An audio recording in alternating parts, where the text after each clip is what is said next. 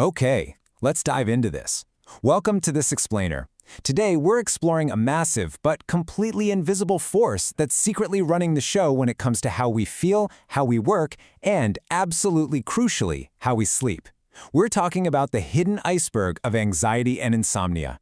We're going to uncover those sneaky symptoms that you might be dealing with every single day without even realizing it. So think about this for just a second. Have you ever felt your heart suddenly start racing while you're just sitting perfectly still? Or, maybe you've caught yourself staring at your laptop screen, totally unable to concentrate, just paralyzed by the simplest decision, even though you actually got a solid 8 hours of sleep the night before? Look, if you're not in your head right now, I promise you are absolutely not alone, and no, it is not just in your head. See, when we hear the word anxiety, we almost always picture the classic stuff sitting right there at the tip of the iceberg, right? Full-blown panic attacks, excessive daily worrying, really obvious triggers. But honestly, beneath the surface, there's this massive, unseen reality. Hidden anxiety shows up in completely different ways. We're talking chronic digestive issues, intense striving perfectionism, crazy decision fatigue, and just thick brain fog. It completely flies under the radar, basically masquerading as just another part of our incredibly busy lives. So, here's our roadmap for today. First, we'll map out the hidden faces of anxiety, then uncover its physical and cognitive disguises. From there, we'll look at the high-functioning trap, tackle the anxiety and sleep loop, and finally, get into taking back control. All right, part one, the hidden faces of anxiety. A lot of the time, anxiety isn't this loud, specific fear about one big catastrophic event. Actually, it operates way more like this persistent, low-level background noise. It's just always there, humming away. And this brilliantly illustrates just how staggering the scale of this is. Roughly 19% of adults in the US deal with an anxiety disorder in any given year. And if we look at women specifically, that number shoots up to over 23%. That is a huge chunk of the population.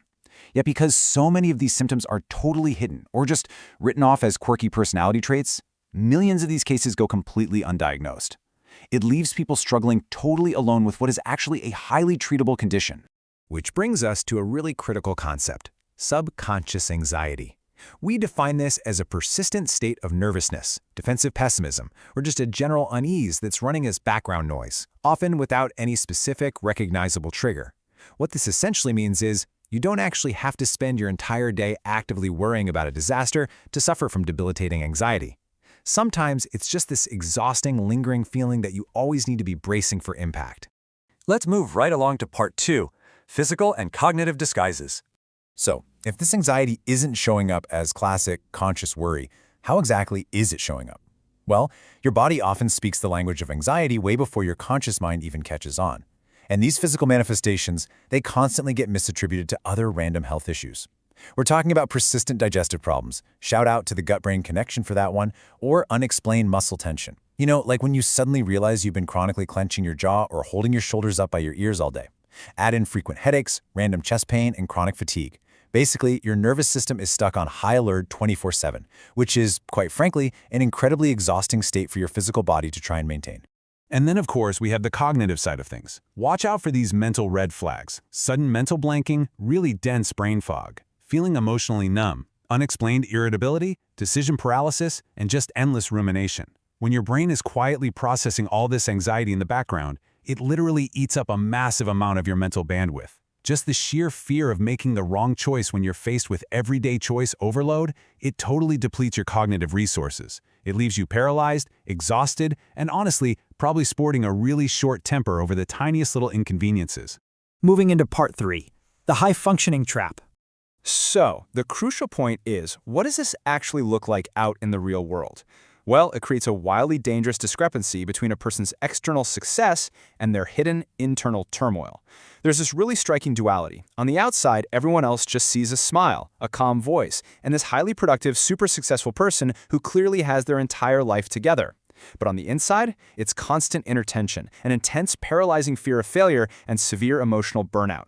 And the real trap here is that society often mistakenly praises this high-functioning anxiety as a remarkably strong work ethic. We constantly reward people for being obsessively organized and relentlessly ambitious, while completely missing the fact that internally they are literally running on fumes. Because the hard truth is, what looks like success is so often fueled by fear and perfectionism rather than actual passion. High achievers dealing with this type of anxiety are usually battling deep, deep imposter syndrome. They feel like they just got incredibly lucky and it's only a matter of time before they're exposed as complete frauds.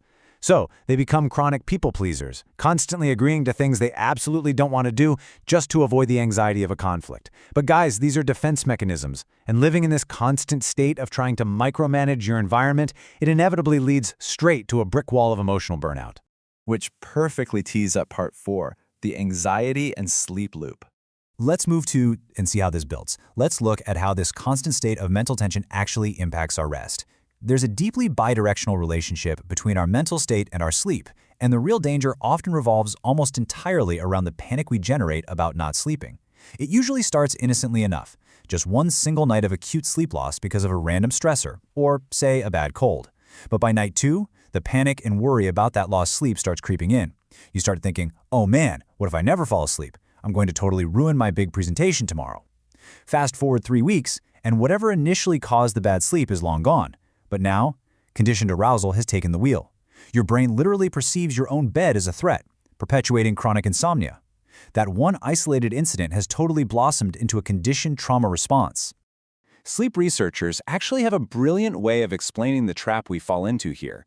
As Dr. Michael Grandmer points out, and I love this quote, trying to force yourself to sleep is like trying to digest faster. I mean, really think about that for a second. If a doctor told you to just digest your lunch quicker, you wouldn't even know where to begin. Sleep is an autonomic process. Pressuring yourself, stressing about the health consequences of being awake, trying to forcefully shut your brain off, all that does is fuel your nervous system's arousal, which is the exact literal opposite of what your body needs to actually drift off. Finally, part 5, taking back control. Now, if you recognized yourself in any of this earlier, I want to strongly reassure you, this is highly, highly treatable. You really don't have to stay stuck in the background noise. The absolute gold standard treatment for breaking these thought patterns is cognitive behavioral therapy, or CBT. And a fantastic core technique you can start using today is catch, challenge, and change. It works like this. First, you catch the anxious thought, like, if I don't sleep perfectly tonight, tomorrow is a complete disaster. Second, you challenge the evidence. Wait, is that actually true? Haven't I survived super tired days before and still gotten my work done? And finally, you change it to a much more balanced view. Look, I've done my best and I can handle whatever tomorrow brings, even if I'm tired.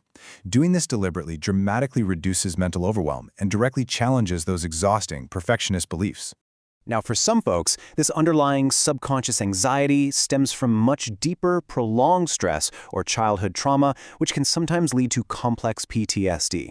And recovery in these cases happens in structured, very patient-paced stages. First up is establishing safety and stabilization, basically getting your physical and emotional baseline secure and grounded. Next comes processing traumatic memories, and this is done safely with professional help, using therapies like EMDR or CBT. And the final stage is reconnecting with daily life, where you get to reestablish social ties and set brand new healthy boundaries. It is a journey for sure, but lasting healing is absolutely possible when you have the right clinical support. But for everyone, regardless of where you are on that spectrum, there are daily actionable shifts you can start right now. Try practicing a quick 60-second body scan every day. Just check in to catch where you're holding physical tension before it turns into a raging headache. Limit your screen time before bed. Seriously, give your brain a chance to stop being overstimulated. Try to establish clear decision frameworks based on your core values. That's going to drastically reduce your daily decision fatigue. And finally, please, stop forcing sleep. Give yourself permission to just lie in bed and rest comfortably without that intense, crushing pressure of needing to be unconscious. I want to leave you with this final, vital question to chew on. What hidden signals has your body been trying to send you? Whether it's that chronic muscle tension, the endless rumination over tiny choices, or waking up with a racing heart at 3 a.m. Identifying these subtle symptoms is not a cause for alarm. Actually, it's incredibly valuable self-knowledge. Acknowledging what is really happening beneath the surface is the very first, boldest step toward reclaiming your peace and getting your life back. Thanks so much for joining me on this explainer. Keep learning, keep listening to your body, and we'll see you next time.